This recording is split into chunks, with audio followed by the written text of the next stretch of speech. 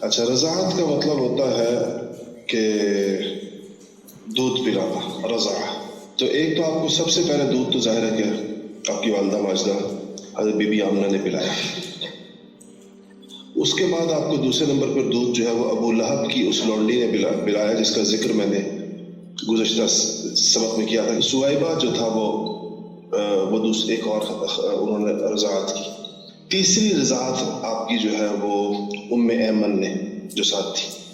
چوتھی رضاعت آپ کہہ لیں کہ حضرت حلیمہ سعدیہ، جو سب سے زیادہ عرصہ جن کو اس حوالے سے سب سے زیادہ جانا جاتا ہے عام طور پر. اور اسی طرح بنو سعد کی ایک خاتون اور بھی جس کا نام نہیں پتہ چل سکا، لیکن سیرت سے پتہ چلتا ہے کہ بنو سعد ہی میں بنو سعد سے میرا مطلب یہ کہ حلیمہ سعدیہ کے قبیلے کا نام بنو سعد تھا. یہ طائف کے پاس آباد تھا اور یہ شاخ تھی حوازن کی. حوازن کے ساتھ آگے چل کر ایک ذکر آئے گا سیرت کے اندر کہ حوازن کے ساتھ ایک مشہور معرکہ ہوا فتح مکہ کے بعد.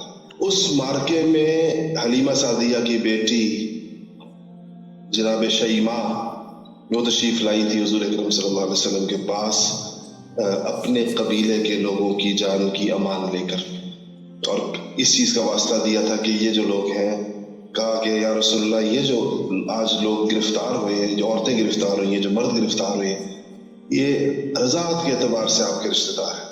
ان میں یہ سمجھیں کہ کوئی رشتے میں آپ کی پھوپھی بنتی ہے، کوئی آپ کی خالہ بنتی ہے، کوئی آپ کے ساتھ کسی کا یہ رشتہ بنتا ہے، کسی کا وہ رشتہ. تو بہرحال سبڑے وہ اپنی جگہ پر آئے گی، اس کی تفصیلات وہ کافی بعد میں جا کر آئے گی. فتح مکہ کے بعد ہوا ہے یہ غزوہ، حنین کے بعد. اچھا، تو یہ وہ تھیں جن خواتین نے آپ کو دودھ پلایا تھا. اچھا، اس میں یہی جو سویبہ تھی، انہوں نے حضرت حمزہ کو بھی دودھ پلایا تھا، اور اس لحاظ سے حضرت حمزہ جو ہے وہ آپ کے رضائی بھائی ہیں. اچھا، اور ایک شخص اور ہیں جن کا نام ابو سلمہ ہے. ابو سلمہ کو بھی سویبہ نے دودھ پلایا تھا. یہ ابو سلمہ مشہور ام المؤمنین حضرت ام سلمہ کے شوہر ہیں.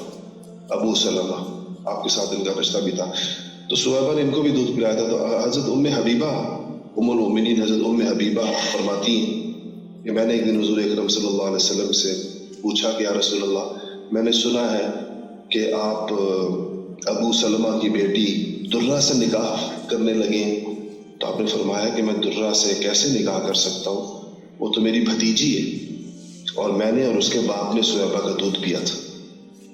تو کہا وہ تو میری بھتیجی بنتی ہے. اور پھر اس کے بعد ایک اور وجہ بیان فرمائی کہ یعنی کہ اگر وہ میری، خیر اس کی ایک اور وجہ بھی تھی، اور وہ یہ تھی کہ وہ آپ کی ربیبہ تھی. کیا تھی؟ ربیبہ. ربیبہ بیوی کی اس بیٹی کو کہتے ہیں جو پہلے شوہر کے ساتھ آتی ہے. بیوی کی وہ بیٹی جو پہلے شوہر کے ساتھ آتی ہے. ہاں، اس سے بھی نکاح نہیں ہو سکتا، ربیبہ سے بھی نکاح نہیں ہو سکتا. تو آپ نے فرمایا کہ اگر درہ میری ربیبہ نہ بھی ہوتی، یعنی اب تو میں ام سلمہ سے نکاح کر چکا، اور ربیبہ اگر درہ میری ربیبہ نہ بھی ہوتی تو میرا اس سے نکاح نہیں ہو سکتا تھا، اس لیے کہ وہ ابو سلمہ کی بیٹی ہے، اور ابو سلمہ جو ہے میرا رضائی بھائی ہے. اسی طرح سیدنا ابن عباس رضی اللہ تعالیٰ عنہ سے بھی ایک روایت ہے کہ ایک وقت میں حضور اکرم صلی اللہ علیہ وسلم کو حضرت سیدنا حمزہ کی بیٹی سے نکاح کی پیشکش ہوئی. تو آپ نے فرمایا کہ حمزہ تو میرے رضائی بھائی ہیں، تو ان کی بیٹی تو میری بھتیجی ہے. ورنہ ویسے تو ان کی بیٹی حضور کی چچزاد بہن بنتی، چچزاد سے تو نکاح ہو سکتا ہے، لیکن آپ نے کہا کہ وہ میری رضائی بہن بھی ہے. اس کے بعد یہ ہے کہ اصل جو سب سے زیادہ آپ کے ہاں شہرت ملی ہے سیرتی کتابوں میں، وہ حضرت حلیمہ سعدیہ کی رضاعت کو ہے. حضرت حلیمہ سعدیہ نے اپنی رضاعت کا اور اپنی آمد کا پورا قصہ سارا کا سارا خود بیان کیا ہے. اور ایک روایت میں یہ آتا ہے کہ جب وہ آئیں اور ان کی عبد المطلب سے، جناب عبد المطلب سے ملاقات ہوئی جو حضور کے دادا تھے، والد نہ ہونے کی وجہ سے دادا ہی ان معاملات کو دیکھ رہے تھے. تو عبد المطلب نے حلیمہ کا تعارف پوچھا، اور اس زمانے میں تعارف کا مطلب یہ ہوتا تھا کہ قبیلہ بتاؤ، نام بتاؤ. تو حلیمہ نے کہا کہ میں حلیمہ ہوں بنو سعد سے. سعد عربی کے اندر کہتے ہیں انتہائی خوش نصیب کو. سعد اور اس کے جو مؤنث لفظ استعمال ہوتا ہے وہ سعدہ ہے، سعدہ عین کے ساتھ. ایک تو سودا ہے جو ام المؤمنین کا نام ہے، وہ تو واو کے ساتھ ہے، سین کے بعد واو آتا ہے، پھر دال آتا ہے، پھر حیات. ایک ہے سعدا، سین عین دال اور پھر جو ہے کھڑی زبر، سعدا. تو ایک تو انہوں نے بتایا اپنا قبیلے کا، تو قبیلے کا نام سعد، اور پھر انہوں نے اپنا نام بتایا تو نام حلیمہ تھا. حلیمہ حلم سے، اور حلم جو ہے یہ ایک وصف ہے بڑا ہی قیمتی، جو کہتے اس انتہائی بردباری، تحمل مزاجی اور صبر کے اونچے درجے کو حلم کہا جاتا ہے، کہ جس میں جو انسان جذبات سے، غصے سے، انتقامی کیفیت سے، ہر چیز سے مکمل طور پر پاک ہو کر جب وہ کسی فیصلے کو کرنے کا عادی ہوتا ہے تو اس کو، اس مزاج کو حلم کہتے ہیں، اور ایسے بندے کو حلیم کہا جاتا ہے. تو جناب عبد المطلب نے جب پوچھا ان کا نام، تو ان کا نام اور ان کے قبیلے کا نام سن کر وہ خوش ہوئے کہ دونوں کے اندر نیک تفاعل تھا. اس عمل کو عربی کے اندر تفاعل کہتے ہیں. تفاعل کا مطلب ہوتا ہے کہ مخاطب کے نام یا احوال کی وجہ سے نیک شگون لینا. شگون آپ سمجھتے ہیں جس کو کہتے ہیں نیک شگونی، جس کو کہتے ہیں نام سے نیک شگون لینا، جو ہے یہ تفاعل کہلاتا ہے. کیا کہلاتا ہے؟ تفاعل. تو جناب عبد المطلب نے یہ تفاعل کیا حلیمہ کا نام سن کر اور قبیلہ بنو سعد کا نام سن کر، کہ کہنے لگے کہ اگر یہ دو صفات کسی میں جمع ہو جائیں، یعنی حلم بھی ہو اور سعادت بھی ہو، سعد کا مادہ، تو کہا کہ روئے زمین کی تمام صفات اس کے اندر جمع ہو، کہ سعید بھی ہے اور حلیم بھی ہے، تو اور کیا چاہیے ایک بندے کو. خیر ان کا یہ نام تھا. تو کہتی ہے انہوں نے اپنا قصہ خود بیان کیا ہے. اور اچھا ایک چیز اور اس سے پہلے بتا دوں کہ یہ عرب اپنے بچوں کو قبائل میں کیوں بھیجتے تھے، اطراف کے قبائل میں. یہ جس طرح حلیمہ لے کر جا رہی ہیں، اس کی دو تین وجوہات ہوتی تھی. ایک وجہ تو یہ ہے کہ زبان، یعنی خالص زبان سکھانے کے لیے. ہر زمانے میں جو زبان وہاں کی خالص ہوتی ہے جہاں اس میں دیگر زبانوں کی آمیزش نہ ہو. دیگر زبانوں کے ساتھ مل کر ایک زبان اپنا جو اصالت ہوتی ہے، جو اس کی خالص پنا ہوتا ہے، تو وہ اس کی ختم ہو جاتی ہے. تو عربی بھی ان اطراف کے جو مضافات تھے، ان کی عربی بہت زیادہ اعلیٰ قسم کی تھی. اگرچہ قریش کی اپنی عربی بہت شاندار عربی مشہور تھی قریش کی. اسی لیے سیدنا ابوبکر صدیق رضی اللہ تعالی عنہ سے نے ایک دفعہ حضور اکرم صلی اللہ علیہ وسلم سے کہا کہ یا رسول اللہ، میں نے آپ سے زیادہ فصیح انسان نہیں دیکھا. تو حضور نے فرمایا کہ میں کیوں فصیح نہ ہوں، قریش میں پیدا ہوا ہوں اور بنو سعد کا دودھ پیا. پیدائش میری قریش میں ہے جو خود فصاحت کے مشہور ہیں، دودھ میں نے بنو سعد میں پیا ہے، رضاعت میری بنو سعد میں ہوئی ہے، تو میں کیوں فصیح نہ ہوں. اسی طرح ایک اور حدیث میں آپ نے فرمایا انا افصح العرب، میں عرب کا فصیح ترین انسان. اسی لیے آپ کی جو وہ کلمات ہیں، یعنی چھوٹی چھوٹی احادیث جو دو تین لفظوں پر مشتمل ہوتی ہیں، ان کو جوامع الکلم کہتے ہیں. جوامع جامع کی اور کلم جمع کلمے کی. وہ کلمے جو چند الفاظ کے اندر معانی کا ایک جہان اپنے اندر رکھتے ہیں، اتنا زیادہ معنی اس کے اندر ہوتا ہے، اتنا بڑا مفہوم ہوتا ہے. اسے ایک مختصر سی حدیث کو جو کہ آدھی سطر کی ہوتی ہے، بعض اوقات آدھی سطر سے بھی کم ہوتی ہے، 2 لفظوں پر مشتمل ہوتی ہے، اس حدیث کی شرح میں علماء سینکڑوں صفحات لکھتے ہیں کہ اس سے یہ بھی پتہ چلتا ہے، یہ بھی پتہ چلتا ہے، یہ بھی پتہ چلتا ہے. اور خود رسالت مآب صلی اللہ علیہ وسلم کے جو الفاظ ہوتے تھے وہ چند لفظ ہوتے تھے، 2 یا 3 یا 4 لفظ ہوا کرتے تھے. تو خیر یہ جناب حلیمہ سعدیہ فرماتی ہیں کہ میں نے اپنا قصہ حضور تک اپنے پہنچنے کا اور آپ کے پاس جو کچھ انہوں نے دیکھا، وہ کہتی ہیں کہ جس سال میں آئی رسول اللہ صلی اللہ علیہ وسلم کو لینے کے لیے یا کوئی بھی بچہ لینے کے لیے تو حضور تک پہنچ گئی تھی، تو کہا کہ یہ سال ہمارے لیے طائف کے اندر، ہمارے علاقے کے اندر بڑی سختی کے سال تھے، کیونکہ خشک سالی تھی، اور جب خشک سالی آتی ہے تو اپنے ساتھ قحط کے مناظر لاتی ہے. تو کہتی ہے ہماری چراگاہیں خشک ہو گئی تھیں اور ہمارے جانور جو ہے وہ سوکھ گئے تھے، اور جانوروں کے سوکھ جانے کی وجہ سے معیشت کا مدار جو کہ جانوروں اور معیشت پر اور فصلوں پہ تھا، دونوں چیزیں سوکھ گئی تھی. تو اس لیے انسان بھی سارے کمزور پڑ گئے تھے. اپنی صحت کا کہتی تھی کہ میرا دودھ اتنا خشک ہو گیا تھا کہ میرا بچہ ساری رات بھوک کی وجہ سے روتا تھا اور میں اس کو دودھ نہیں پلا سکتی تھی، تو دودھ ہوتا نہیں تھا کہ پلائیں. تو کہتی ہے کہ ہم لوگ اس حال میں، ہمارے گھر میں ایک اونٹنی تھی، اور وہ اونٹنی بھی اتنی لاغر اور کمزور ہو گئی تھی کہ اس میں سے بھی دودھ کے نام پر بہت غیر معمولی کم مقدار ملتی تھی. اور ہماری سواری جو تھی ایک گدھی تھی، اور اس پر ہم سفر کرتے تھے ادھر ادھر. وہ بھی بالکل اس ہڈیوں کا ڈھانچہ بن چکی تھی.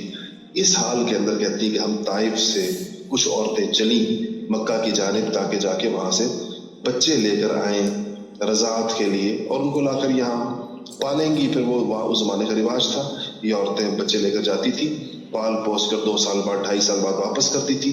وہ لوگ اس پہ معاوضہ دیتے تھے یا کہیں کہ تحفے تحائف دیتے تھے, یہ بھی ان کی معیشت کا ذریعہ تھا. تو یہ لوگ, میں نے بتا رہا تھا آپ کو کہ کیوں بچے دیتے تھے. میں ایک وجہ تو زبان تھی اور دوسری وجہ جو اس کے اندر تھی وہ یہ تھی کہ یہ بچوں کو جفاکش بناتے تھے, اپنے بچوں کو سخت کوش بناتے تھے. عربوں کی عادت تھی, کیونکہ ظاہر یہ زمانہ تو تھا نہیں نا, جس آپ لوگوں کا دور آ گیا. تو زمانے کے اندر تو انسان اگر وہ زندہ رہتا تھا اسباب کی دنیا میں تو وہ جس کو کہتے ہیں نا سروائیول آف دا فٹسٹ, تو بندہ تو فٹ آدمی جو جینے کا استحقاق رکھتا ہو تو وہ زندہ رہتا تھا. اس زمانے کے اندر تو اپنے زور بازو کے اوپر زندگی گزاری جاتی تھی. اگر آپ کے بازو کے اندر دم ہے تو آپ اپنی جان مال عزت آبرو کی حفاظت کر سکتے تھے. تو اس لیے اس زمانے میں اپنے بچوں کو سخت جان بنایا جاتا تھا, اور وہ سخت جانی کے لیے ان کو اطراف میں بھیجتے تھے کہ وہ صحرا کے اندر ان کی یعنی کھلے فضا کے اندر ان کی پرورش بھی ہو, اور وہاں پر اس تھوڑی سی سخت زندگی کے ساتھ ان کا واسطہ پڑے. تو خیر ان وجوہات کی بنیاد پر لوگ اس کو بھیجتے تھے. تو کہتی کہ جب ہم آئے تو ہم مکہ مکرمہ کے اندر پہنچی عورتیں, ہم رستے میں کہتی ہیں کہ میری جو وہ سواری تھی, جو گدی تھی, تو وہ اپنے کمزوری کی وجہ سے باقی لوگوں سے پیچھے رہ جاتی تھی, اور پھر لوگ میرا انتظار کرتے تھے اور پھر میں ان کے ساتھ ملتی تھی. تو باقی عورتیں سارا رستہ میری وجہ سے تنگ ہوتی رہی کہ میں میری سواری ان کی سواریوں کا ساتھ نہیں دے پا رہی تھی, اور بڑا لمبا سفر ہے طائف سے لے کے مکہ تک اس طرح آنا. تو کہتی ہے بہرحال ہم یہاں پہنچے, ہم نے باہر جا کر اس زمانے کا رواج یہ تھا کہ یہ لوگ اپنے خیمے ساتھ لاتے تھے اور اپنے خیمے لگا کر ایک چھوٹی سی بستی بسا لیتے تھے. اس بستی میں یہ خواتین رک جایا کرتی تھی اور پھر وہاں سے جا کر مختلف گھروں میں جا کے معلومات کرتی تھی کہ ان کے یہاں بچہ پیدا ہوا ہے. جن کے یہاں بچہ پیدا ہوتا تھا تو ان کا کوشش کرتی تھی.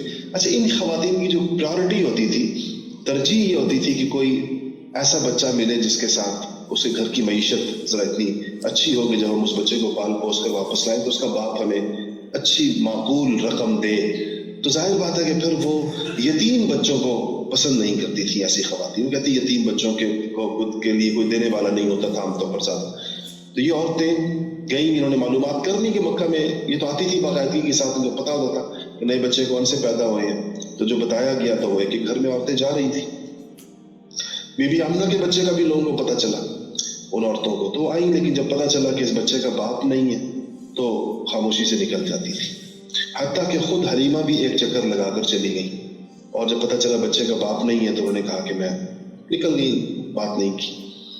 شام کو جب یہ ساری عورتیں واپس اپنے خیموں میں آ کے جمع ہوئیں واپسی کے لیے, تو ہر عورت کی گود میں بچہ تھا سوائے حلیمہ کے. عجیب یہ کہ حلیمہ کو بھی بچہ نہیں ملا.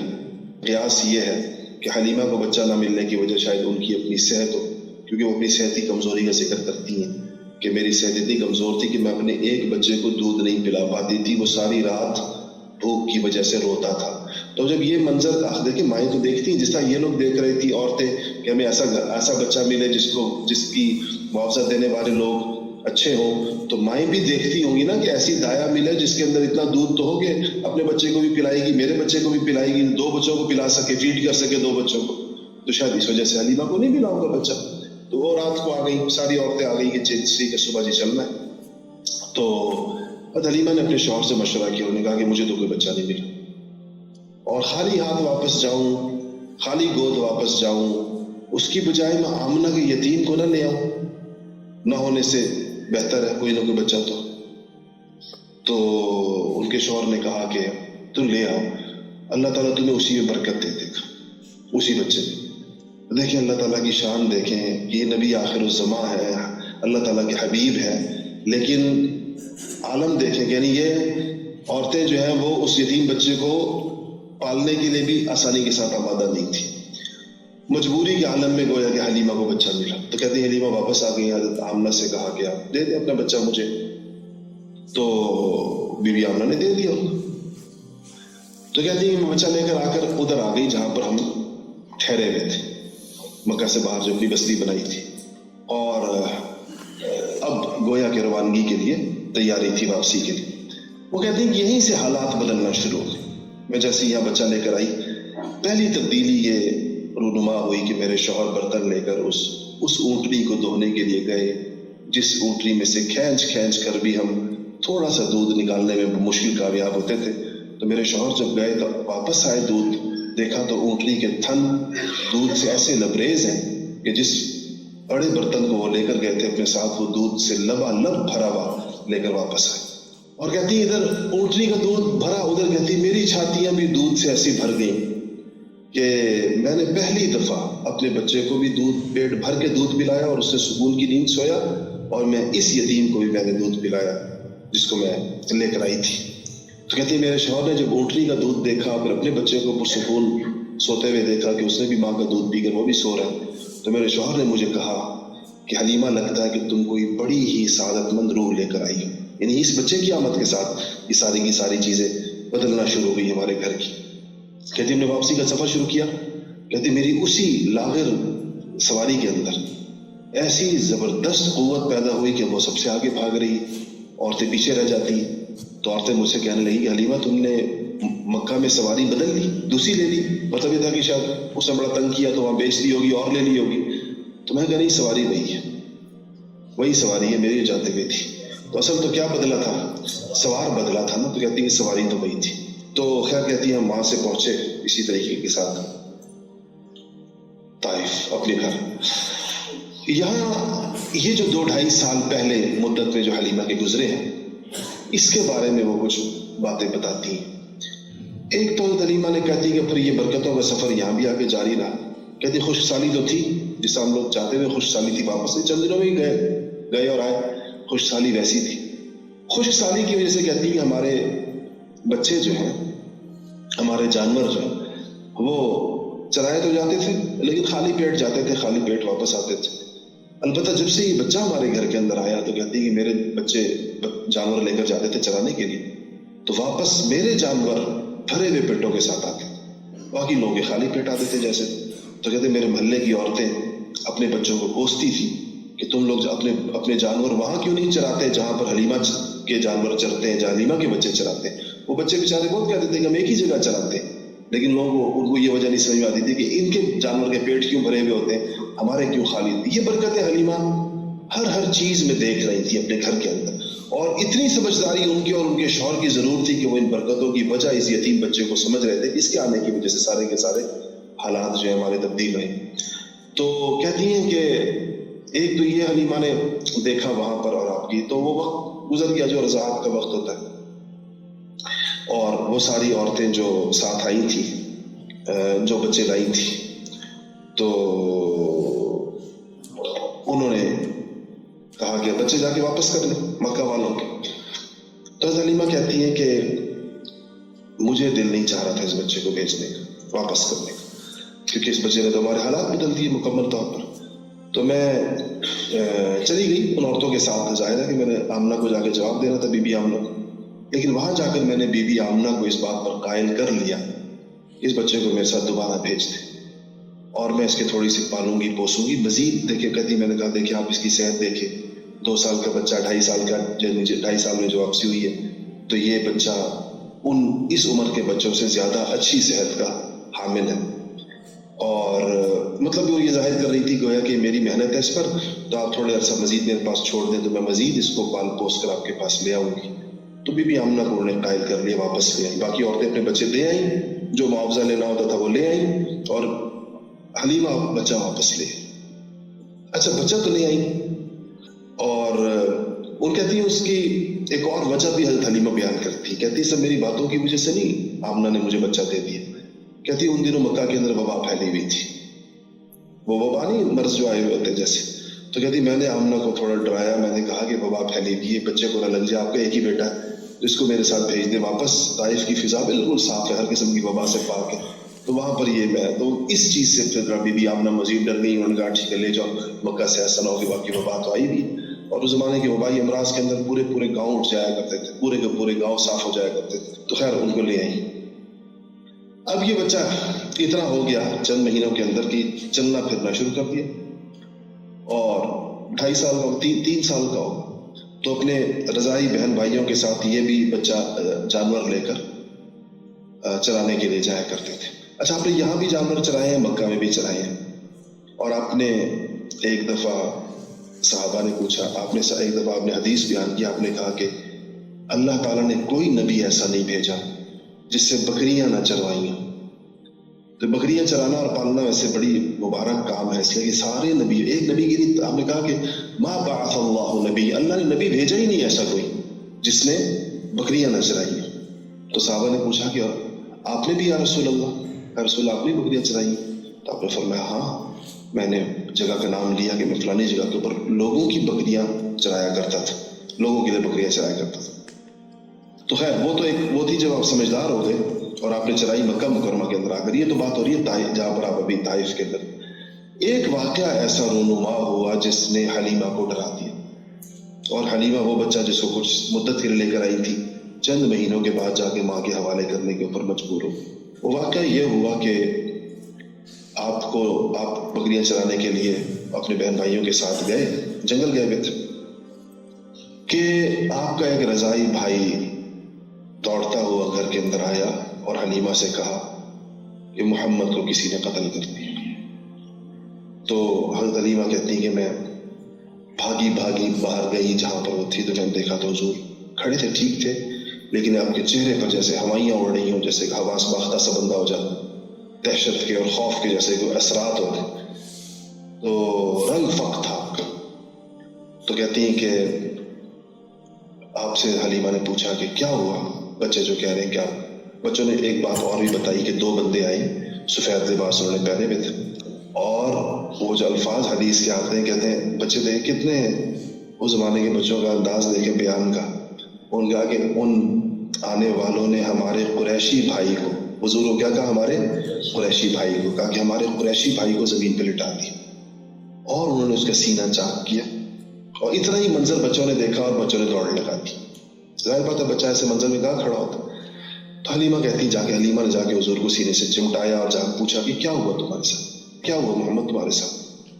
तो कहते हैं कि आपने फरमाया कि 2 शख्स आए थे और वो उन्होंने मुझे आकर लिटाया और आपका सीना मुबारक चाक किया, और उसके बाद उन्होंने उसमें से छोटा सा लोथड़ा निकाल के बाहर फेंका, और फिर आपके कल्ब को जो निकाला बाहर, उसको अपने साथ एक तश्त के अंदर, वो पानी लेकर आए थे, उस पानी के अंदर उसको धोया, और फिर वापस सीना मुबारक अपनी जगह के ऊपर रख कर उसको सी दिया, और दोनों शानों के दरमियान आपके एक मोहर लगा दी, जिसको मोहर नबूवत कहते हैं। तो ये वाकया, ये बाद में फिर आपने बताया कि वो आने वाले जो 2 लोग थे, वो एक जिब्राइल थे और एक मिकाईल थे, ये 2 फरिश्ते। इसको शक़्क़े सदर कहते हैं, और ये आपके साथ 4 दफा हुआ है, जिसमें से ये पहली दफा, इसके बाद 3 दफा और हुआ है। दूसरी दफा जो आपका शक़्क़े सदर हुआ है वो 10 साल की उम्र में हुआ है। तीसरा शक़्क़े सदर जो है वो आपका नबूवत मिलने से थोड़ा सा पहले हुआ है, और चौथा शक़्क़े सदर जो है वो आपका मेराज की रात को हुआ है, मेराज पर ले जाने से पहले। तो यानी आप यूँ समझे कि पहला शक़्क़े सदर 2.5, 3, 4 साल, दूसरा 10 साल, तीसरा 40 साल, और चौथा 50 साल की उम्र के अंदर। इस पर हजरत हलीमा घबरा गई। अब जाहिर बात है आप उस वक्त तो ये नहीं बता सकते थे कि जिब्राइल और मिकाईल आए थे, ये तो आपने बाद में बताया साहबा को। आपने तो कहा 2 शख्स आए थे सफेद लिबास पहने हुए। तो हलीमा ने सोचा कि ये या तो जिन थे और या शैतान था, जिसने आप पर हमले की कोशिश की, जिस तरह बच्चों के ऊपर, आपको पता है बच्चों पर मुख्तलिफ मखलूक़ात बाज़ औक़ात आती हैं, इसलिए बच्चों को तन्हा छोड़ने से मना किया जाता है, रातों को दरख्तों के नीचे लिटाने से मना किया जाता है। इस बात का इम्कान होता है कोई जिन वगैरह बच्चे के साथ वो चिमड़ न जाए। तो वो वापस आ गए, तो उन्होंने कहा, अपने शौहर से कहा कि मैं इस बच्चे को वापस इसकी माँ के हवाले कर देती हूँ, ये मामला जो है ना मुश्किल हो। तो वापस चली गई। तो हज़रत आमना को बड़ा ताज्जुब हुआ कि ये तो इतना मिन्नत समाजत करके ले गई थी, तो वापस क्यों ले आई बच्चे को। तो हलीमा से पूछा वापस क्यों लाई है। انہوں نے کوئی بہانہ بنایا کہ ویسے ہی لے آئی، یہ ہو گیا وہ ہو گیا، آپ کو یاد آ رہا ہوگا، یہ وبا ختم ہو گئی ہے، یہ وہ. تو آمنہ نے کہا نہیں حلیمہ مجھے صحیح وجہ بتا، کیا حادثہ پیش آئے، کیا بات ہے تم بچہ واپس لائی.